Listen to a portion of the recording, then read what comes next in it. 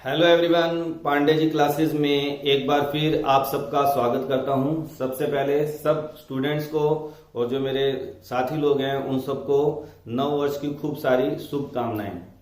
तो बात करते हैं स्टूडेंट्स सेकंड लेक्चर की। इससे पहले मैं first lecture S block element का ले चुका हूं, जिसमें मैंने आपको एक्सप्लेन किया था कि अल्कली मेटल्स क्या होते हैं, अल्केलाइन अर्थ मेटल्स क्या होते हैं और उनकी अबंडेंस क्या है, कौन कौन से और से उनकी एक्सट्रैक्शन होती है और इलेक्ट्रॉनिक कॉन्फ़िगरेशन। तो यहां तक हम फर्स्ट लेक्चर में स्टूडेंट स्टडी कर चुके हैं। अगर किसी स्टूडेंट ने फर्स्ट लेक्चर नहीं देखा है तो आप यहाँ आई बटन आपको अवेलेबल हो जाएगा या फिर एंड स्क्रीन पे जाके आप प्लेलिस्ट में भी जाके आप इसके वीडियोस देख सकते हैं। तो स्टार्ट करते हैं आज का lecture student S block element. आज के लेक्चर में मैं बेसिकली बात करने वाला हूँ एटॉमिक रेडियाई क्या है, आयोनाइजेशन एनर्जी और इनके जो भी एक्सेप्शंस हैं वो सब डिटेल में हम बात करेंगे। Metallic radii, melting point, boiling point, density और फ्लेम कलरेशन। तो जहां तक आज ये लेक्चर चलेगा वहां तक हम इसको सेकंड लेक्चर में, फिर थर्ड लेक्चर में कंटिन्यूटी में आपको अवेलेबल होता रहेगा। तो बात करें इलेक्ट्रॉनिक कॉन्फ़िगरेशन, स्टूडेंट्स आप पहले भी कर चुके हैं। कौन कौन से एलिमेंट है हमारे पास? Lithium, sodium, potassium, rubidium, caesium और फ्रेंशियम। अब हम बात करेंगे किस ट्रेंड की? एटॉमिक रेडियाई की। एटॉमिक रेडियाई का ट्रेंड और हम बात करें आयनिक रेडियाई का ट्रेंड सेम रहने वाला है, तो दोनों की बात हम करेंगे। तो पहले हम पीरियड में, ग्रुप में ही बात करेंगे और फिर हम पीरियड में बात करेंगे। तो सबसे पहले जब ग्रुप की बात करते हैं तो हमेशा हम बात करते हैं कि टॉप टू बॉटम जब हम जाएंगे तो एटॉमिक रेडियाई पे क्या फर्क पड़ेगा। तो स्टूडेंट आप यहाँ पे देख सकते हैं, मैंने यहाँ पे शेल का रिप्रेजेंटेशन भी आपको दिखा रखा है कि अगर लिथियम की बात करें तो हमारे पास 2 शेल हैं, फिर शेल बढ़ते जा रहे हैं। जैसे जैसे हम टॉप टू बॉटम जा रहे हैं, पहला काम क्या हो रहा है, आप क्या कहेंगे सर, जब हम टॉप टू बॉटम जाते हैं नंबर ऑफ शेल क्या हो रहे हैं, इंक्रीज हो रहे हैं। तो पहला रीजन क्या देंगे? Number of shell increases. Number of shell क्या हो रहे हैं स्टूडेंट? इंक्रीज हो रहे हैं और इसलिए साइज क्या हो रहा है? बढ़ रहा है। मगर यहाँ पे क्वेश्चन और अराइज होता है कि केवल नंबर ऑफ शेल ही इंक्रीज नहीं हो रहे हैं, नंबर ऑफ प्रोटॉन भी इंक्रीज हो रहा है। इसके बाद कितने प्रोटॉन है? 3। जितना किसी एटम का एटॉमिक नंबर होता है उतने ही उसी के पास इलेक्ट्रॉन और उतने ही प्रोटॉन होते हैं। तो इलेक्ट्रॉन तो बढ़ रहे हैं, नंबर ऑफ शेल भी बढ़ रहा है, मगर साथ के साथ क्या हो रहा है स्टूडेंट, यहाँ पे ध्यान देने वाली बात है कि नंबर ऑफ प्रोटॉन भी बढ़ रहे हैं। इसके बाद 3 प्रोटॉन है, 11, 19, 37, 55, 87। और अगर हम कहते हैं कि नंबर ऑफ प्रोटॉन बढ़ रहे हैं तो इसका मतलब न्यूक्लियर चार्ज बढ़ रहा है, और न्यूक्लियर चार्ज अगर बढ़ रहा है तो इसका मतलब क्या है, जो न्यूक्लियस है बाहर वाले इलेक्ट्रॉन को अपनी तरफ अट्रैक्ट करेगा और ऐसा करेगा तो साइज क्या हो जाएगा? डिक्रीज। मगर हम यहाँ पे कह रहे हैं कि साइज क्या हो रहा है? इंक्रीज हो रहा है। एक फैक्टर कह रहा है डिक्रीज होगा, नंबर ऑफ शेल कह रहा है बढ़ रहा है तो इसलिए इंक्रीज होगा। इसका मतलब there must be some another factor also which is responsible for increase in atomic radii. तो वो क्या स्टूडेंट, आप सबने नाम सुना होगा, शिल्डिंग इफेक्ट। और इसी को हम और क्या बोल देते हैं स्टूडेंट? Screening effect. दूसरा नाम इसका क्या है? Screening effect. हम इसी को स्क्रीनिंग इफेक्ट भी बोल देते हैं। अब ये शील्डिंग इफेक्ट या स्क्रीनिंग इफेक्ट क्या है, इसको बड़े ध्यान से समझना है आपने।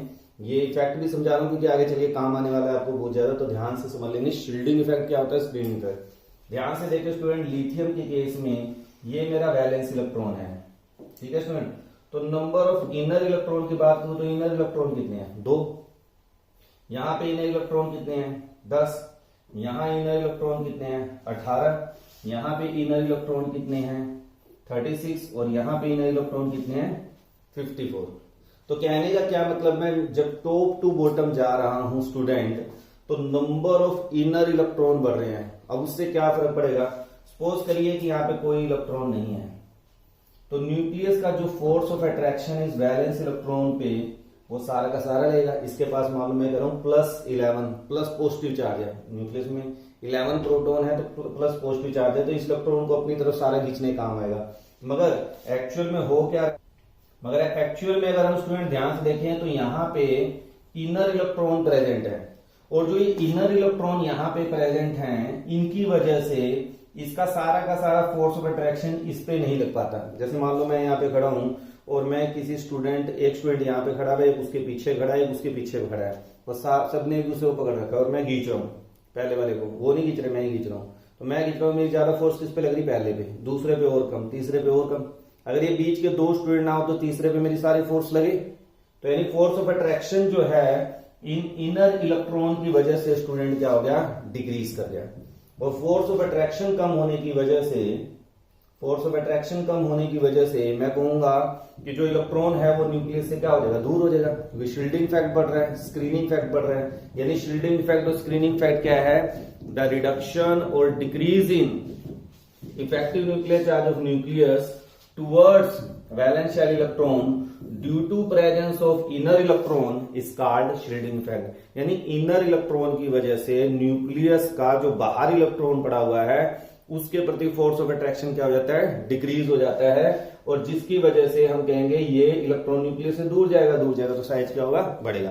तो इफेक्टिव न्यूक्लियर चार्ज उतना इंक्रीज नहीं हो पाता, और जो increase in number of shell है वो फैक्टर ज्यादा प्रीडोमिनेट हो जाता है, और जिसकी वजह से जब हम टॉप टू बॉटम जाते हैं साइज क्या होता है स्टूडेंट, इंक्रीज होता है। तो मैंने आपको काफी डिटेल में एक्सप्लेन किया है कि साइज कैसे इंक्रीज होता है। आप इसका आप स्क्रीनशॉट ले सकते हैं, और अगर कोई पॉइंट नहीं समझ आया अपना कॉपी में नोट कर लें, बाद में कमेंट बॉक्स में मुझे बता सकते हैं। नेक्स्ट हम बात करते हैं स्टूडेंट कि अगर कोई मेटल से कैटायन बनता है तो कैटायन और अल्कली मेटल के एटॉमिक रेडियस में क्या अंतर है। जैसे मान लो मैं कह रहा हूं सोडियम है मेरे पास और मेरे पास Na पॉजिटिव है, तो साइज किसका बड़ा होगा, ये तो अंडरस्टूड है कि आपको समझ आएगा कि एक इलेक्ट्रॉन कम हो गया तो साइज क्या होगा, घट जाएगा। तो सोडियम का साइज, पेरेंट एटम का साइज हमेशा अपने जो इलेक्ट्रॉन देने के बाद कैटायन बनेगा उससे क्या होगा, बड़ा होगा साइज।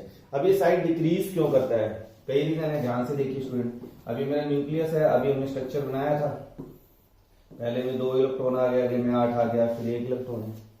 अब ये इलेक्ट्रॉन जब बाहर ही निकल गया, इसको मैंने क्या कर दिया, निकाल दिया, तो यहां पे आप देख सकते हैं कि सीधे सीधे क्या हुआ, ये वाला शेल खत्म हो गया, और अगर ये शेल खत्म हो गया तो साइज क्या हो गया, डिक्रीज कर गया।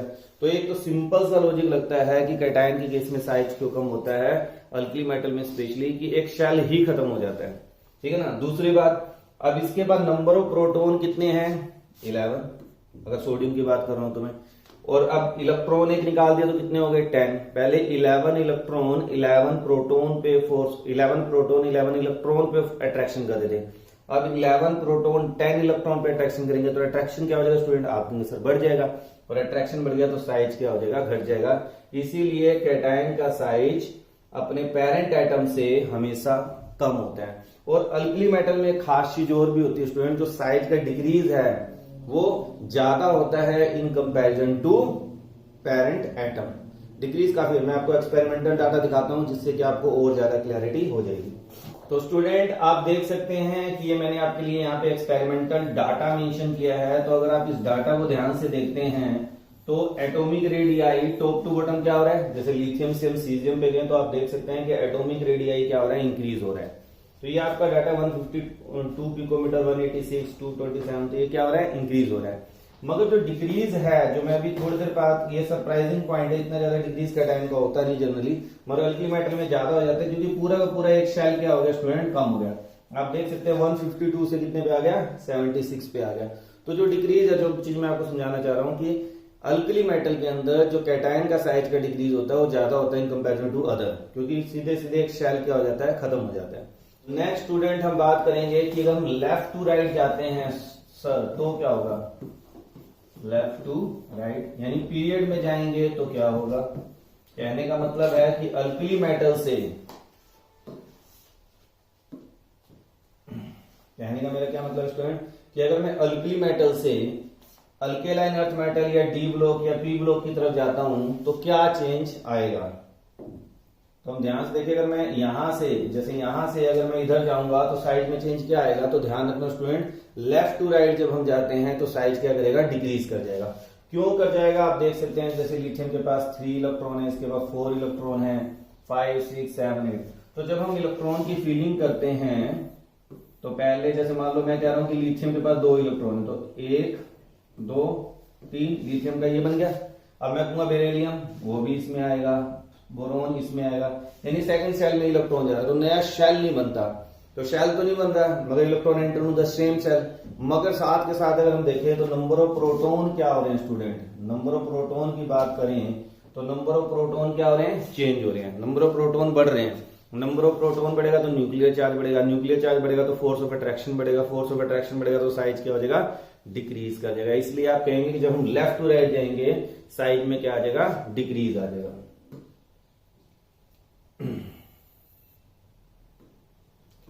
तो अब हम बात करते हैं फटाफट में आयोनाइजेशन एनर्जी की, कि आयोनाइजेशन एनर्जी का ट्रेंड क्या होता है।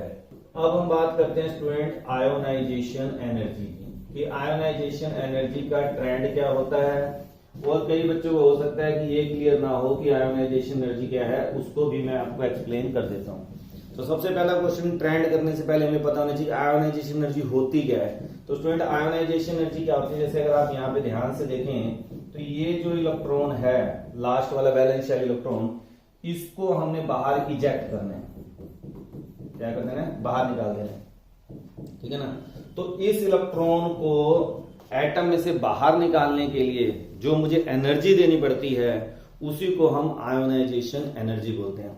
मगर ये डेफिनेशन अपने आप में थोड़ी सी अधूरी है, क्योंकि किसी भी मेटल में से हम ग्राउंड, यानी मान लो मैं एक लोहे का पीस लिया मैंने, तो उसमें से इलेक्ट्रॉन थोड़ा निकाल लूंगा इजिली, तो मुझे क्या करना पड़ता है, आयोनाइजेशन एनर्जी थोड़ा सा ट्रेंड इसका डिफरेंट है। तो आयोनाइजेशन एनर्जी क्या होती है, amount of energy required to remove outermost valence electron from isolated, ये लैंग्वेज आपको ध्यान देनी पड़ेगी student, from isolated gaseous state of the atom, gaseous state of the atom. जब कोई एटम अपनी गैसियस स्टेट में होता है, उसमें से वैलेंस इलेक्ट्रॉन को निकालने के लिए जो एनर्जी देते हैं उसी को हम क्या बोलते हैं, आयोनाइजेशन एनर्जी। तो आपको ये समझना पड़ेगा कि आयोनाइजेशन एनर्जी की क्या एग्जैक्ट डेफिनेशन। अब इस इलेक्ट्रॉन को अगर मुझे रिमूव करना है तो ये किन फैक्टर्स पे काम करेगा। अब ये इस बात के ऊपर डिपेंड करेगा कि जो ये न्यूक्लियस है इस इलेक्ट्रॉन को कितना अट्रैक्ट कर रहा है। अगर अट्रैक्शन ज्यादा है तो उसको तोड़ने के लिए आपको एनर्जी ज्यादा देनी पड़ेगी, और अगर अट्रैक्शन कम है तो तोड़ने के लिए एनर्जी कम देनी पड़ेगी। तो ये डिपेंड करेगा कि आपका फोर्स ऑफ अट्रैक्शन कितना काम कर रहा है, तो उसके ऊपर ये सारा कुछ क्या करेगा स्टूडेंट, डिपेंड करेगा। तो अगर हम बात करें स्टूडेंट की, जब हम टॉप टू बॉटम जाएंगे तो इलेक्ट्रॉन न्यूक्लियस से क्या हो रहा है, दूर हो रहा है। इलेक्ट्रॉन न्यूक्लियस से दूर हो रहा है तो इसका मतलब उसको निकालने के लिए एनर्जी आपको क्या करनी पड़ेगी, कम देनी पड़ेगी। तो आयोनाइजेशन एनर्जी क्या कर देगी स्टूडेंट, डिक्रीज कर देगी। तो जो आपको याद रखना है कि अल्कली मेटल में top to bottom ionization energy क्या करेगी, डिक्रीज करेगी। अब अगला क्वेश्चन आ जाता है सर, लेफ्ट टू राइट क्या होगा, लिथियम के बाद बेरिलियम, बोरोन, कार्बन, कार्बन के बाद आपका क्या आ जाएगा स्टूडेंट, नाइट्रोजन, फिर ऑक्सीजन, फ्लोरीन। तो लेफ्ट टू राइट जब हम जाते हैं स्टूडेंट, तो मैंने अभी आपको बताया था साइज क्या हो रहा है, डिक्रीज हो रहा है, साइज क्या हो रहा है, डिक्रीज। तो फोर्स ऑफ अट्रैक्शन क्या हो रहा है, इंक्रीज। और अगर फोर्स ऑफ अट्रैक्शन इंक्रीज हो रहा है स्टूडेंट तो आयोनाइजेशन एनर्जी भी क्या होगी, इंक्रीज होगी। तो कहने का मतलब है लिथियम और बेरिलियम में से कोई पूछ ले कि आयोनाइजेशन एनर्जी किसकी ज्यादा है, तो बोरोन की, बेरिलियम की क्या ज्यादा है। बट इस पूरी ट्रेंड, इस पूरे जो पीरियड है, यहाँ पे कुछ एक्सेप्शन ट्रेंड भी है जो कि मैं आयोनाइजेशन की वीडियो में एक्सप्लेन कर चुका हूं, मगर चलो यहाँ पे भी मैं आपको थोड़ा सा बता देता हूँ। तो यहाँ पे ट्रेंड में एक्सेप्शन क्या है, एक्सेप्शन है बेरिलियम एंड बोरोन, और उसके बाद एक्सेप्शन है नाइट्रोजन एंड ऑक्सीजन। कि बेरिलियम और बोरोन में से होना तो क्या चाहिए, आयोनाइजेशन एनर्जी बोरोन की ज्यादा होनी चाहिए, और होती किसकी है, बेरिलियम की। नाइट्रोजन ऑक्सीजन में ऑक्सीजन की होनी चाहिए, और होती किसकी है, नाइट्रोजन की। तो अदर फैक्टर भी काम करते हैं। कौन से वो अदर फैक्टर हैं, इसकी इलेक्ट्रॉनिक कॉन्फ़िगरेशन क्या है स्टूडेंट, 1s2 2s2, इसका कंप्लीटली फील्ड है। इसी तरह नाइट्रोजन की बात करें 1s2 2s2 2p3 फील्ड है, जबकि ऑक्सीजन में क्या है 1s2 2s2 2p4 है। ये कंप्लीटली, ये हाफ फील्ड है, मगर ये क्या है, फील्ड नहीं है। आपको पता है हाफ फील्ड और कंप्लीटली फील्ड क्या होते हैं, मोर स्टेबल होते हैं। और अगर कोई चीज स्टेबल है तो उससे इलेक्ट्रॉन निकालने के लिए आपको एनर्जी ज्यादा देनी पड़ेगी, जिसकी वजह से बेरिलियम की आयोनाइजेशन एनर्जी ज्यादा होती है बोरोन से, और नाइट्रोजन की ज्यादा होती है ऑक्सीजन से। तो यहाँ पे थोड़ा सा एक्सेप्शन है। तो ये मेरे ख्याल से आपको समझ आ गया होगा। नेक्स्ट हम बात करते हैं बॉइलिंग पॉइंट और मेल्टिंग पॉइंट की। मगर जब हम बात करते हैं बॉइलिंग पॉइंट और मेल्टिंग पॉइंट की स्टूडेंट, तो हमें किस चीज के ऊपर डिपेंड करेगा वो समझना पड़ेगा। हमें किस चीज के ऊपर डिपेंड करेगा वो समझना पड़ेगा। कहने का क्या मतलब है मेरा कि मेल्टिंग पॉइंट या बॉइलिंग पॉइंट डिपेंड करता है इंटरमोलिकुलर फोर्सेस के ऊपर।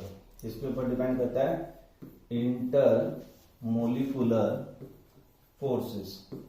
अब सोचने वाली बात है कि इनके अंदर कौन से इंटरमोलिकुलर फोर्सेस हैं।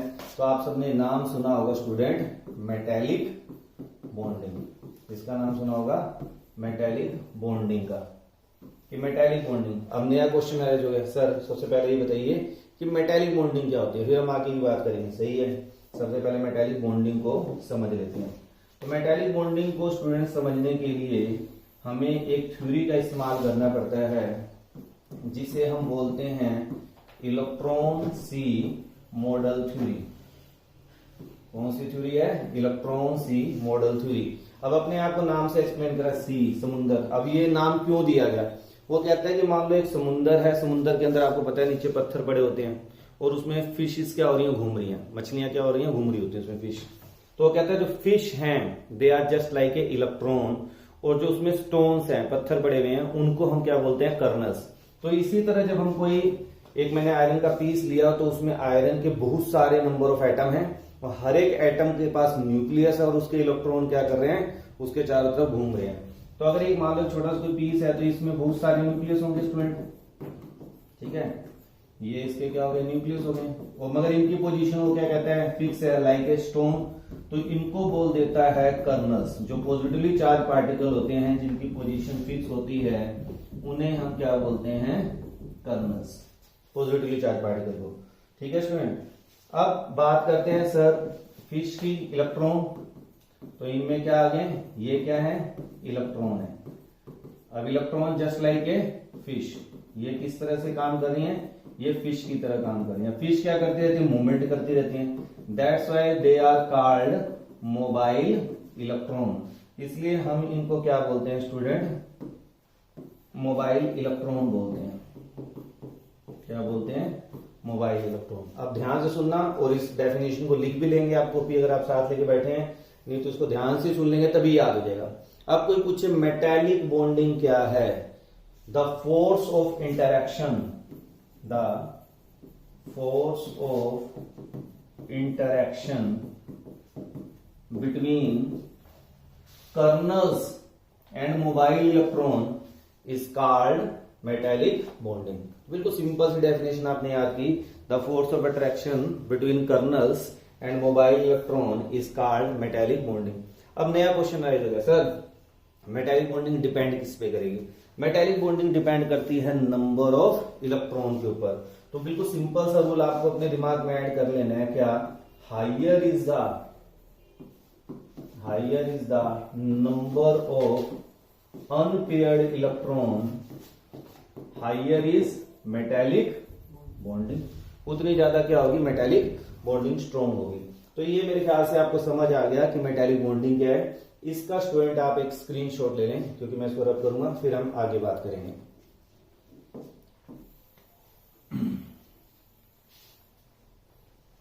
तो अब हमारी बात होगी कि मेटेलिक बॉन्डिंग, तो टॉप टू बॉटम जाएंगे तो मेटेलिक बॉन्डिंग पे क्या फर्क पड़ेगा। देखिए स्टूडेंट, सबसे पहले बात करें पूरे पीरियोडिक टेबल को, अगर हम समझें,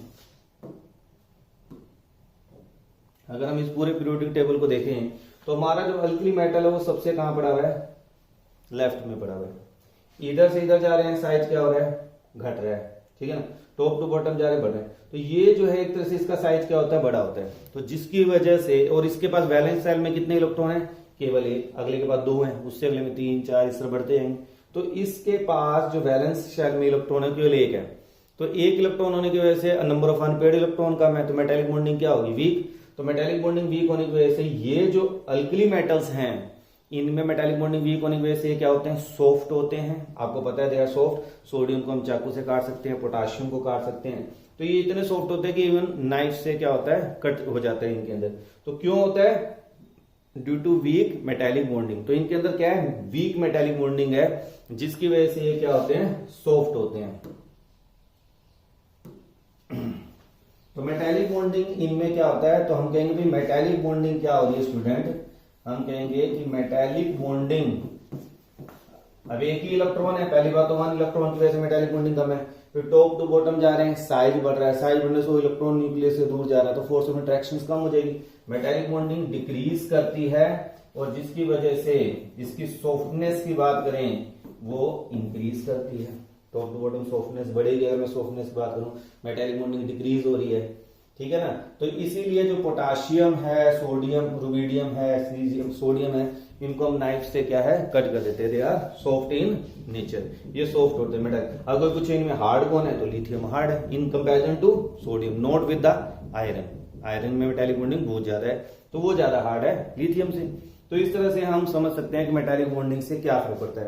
अब आपको पता है अगर मेटेलिक बॉन्डिंग डिक्रीज हो रही है स्टूडेंट, तो melting point and boiling point both decreases. तो यहाँ पे मेल्टिंग पॉइंट और बॉइलिंग पॉइंट क्या होगा, डिक्रीज होगा। आप कहेंगे जब हम टॉप टू बॉटम जाएंगे, मेटेलिक पॉइंट और बॉइलिंग पॉइंट क्या हो जाएगा, डिक्रीज कर जाएगा। तो यहां तक मेरे ख्याल से आपको समझ आ गया होगा। नेक्स्ट हम बात करते हैं स्टूडेंट डेंसिटी की, जो कि अपने आप में काफी एक इंपॉर्टेंट कॉन्सेप्ट है, इसको भी समझते हैं। पहले यहां तक का स्क्रीनशॉट आप ले लें स्टूडेंट। अगर हम डेंसिटी की बात करते हैं स्टूडेंट, डेंसिटी की बात करें, डेंसिटी क्या होता है, mass upon volume, mass upon volume.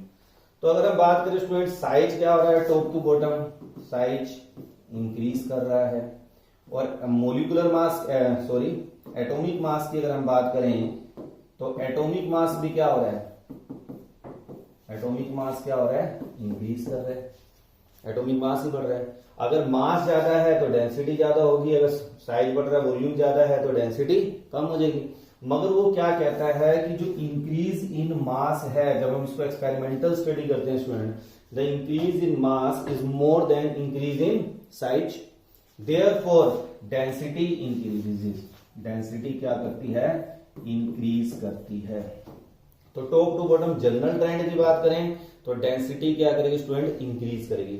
मगर अगर हम इसके एक्सपेरिमेंटल डाटा को देखें तो यहाँ पे चौंकाने वाली बात है कि अगर होना क्या चाहिए था trend, lithium, sodium, potassium, rubidium और सीजियम, जो मैंने अब तक आपको बोला है, सीजियम। तो अगर हम बात करें, होना तो ये चाहिए, मगर होता क्या स्टूडेंट, ट्रेंड थोड़ा सा चेंज हो जाता है। यहां पे ट्रेंड थोड़ा सा क्या हो जाता है, चेंज हो जाता है कि सोडियम की डेंसिटी जो है वो पोटाशियम से ज्यादा हो जाती है। अब यहाँ पे एक्सेप्शन क्वेश्चन बनता है वाई। जनरली तो क्या होता है, top to bottom density increase करनी चाहिए, बट यहाँ पे एक्सेप्शन है सोडियम और पोटाशियम के अंदर। तो ये एक एक्सेप्शन क्वेश्चन है कि why density of potassium is less than sodium. तो कोई बहुत ज्यादा चेंज नहीं आता है, मगर चेंज आता है, क्यों आता है स्टूडेंट, तो वो कहते हैं this is due to abnormally increase in size then mass. इसमें जो साइज का इंक्रीज है वो थोड़ा सा मास के कंपैरिजन ज्यादा हो जाता है, और जिसकी वजह से यहाँ पे थोड़ा सा एक्सेप्शन क्रिएट हो जाता है कि डेंसिटी पोटाशियम की सोडियम से थोड़ी सी कम हो जाती है। तो कोई पूछे भी क्यों होता है, तो आप कहेंगे due to abnormally increase in size then increase in mass. तो हम यहाँ पे डेंसिटी क्या कहते हैं, पोटाशियम की कम होती है। तो यहां तक, तो स्टूडेंट यहां तक हमने जो किया है, यहां तक मेरे ख्याल से आपको समझ आ चुका होगा। इसके नेक्स्ट पार्ट जितने भी रह गए हैं, जो आगे प्रॉपर्टीज हैं, उनको 1 बाय 1 मैं नेक्स्ट वीडियो में कंप्लीट करूंगा। नेक्स्ट वीडियो में हम बात करेंगे क्रिस्टल स्ट्रक्चर की, इनमें कौन कौन से क्रिस्टल स्ट्रक्चर होते हैं, जैसे एससीपी, बीसीसी, इस टाइप का अरेंजमेंट होता है। फिर हम बात करेंगे इनकी फ्लेम टेस्ट की, कि कौन कौन से कलर शो करते हैं। तो नेक्स्ट वीडियो में बहुत जल्दी मिलता हूं मैं आपके साथ। यहां तक में अगर कोई डाउट लगता है कमेंट बॉक्स में मेंशन करें। अगर आपको वीडियो पसंद आई है तो अपने फ्रेंड्स के बीच में शेयर करें, और जो न्यू व्यूअर हैं वो चैनल को सब्सक्राइब करें। Thank you, have a nice day.